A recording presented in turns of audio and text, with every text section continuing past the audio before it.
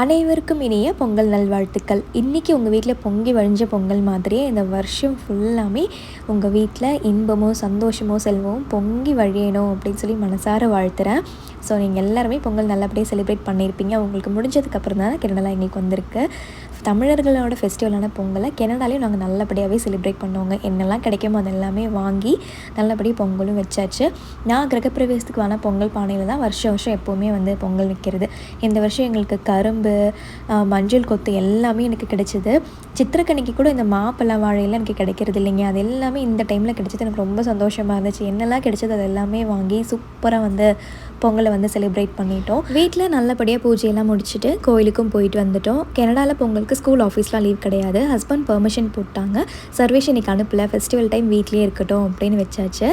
வீட்டுக்கு வந்ததுக்கப்புறம் மத்தியானம் லஞ்சுக்கு ஒரு 7 காய் போட்டு சாம்பார் வச்சு திருப்தியாக லஞ்சு முடிச்சாச்சு. உங்கள் வீட்டில் எப்படின்னு கமெண்ட் பண்ணுங்கள்.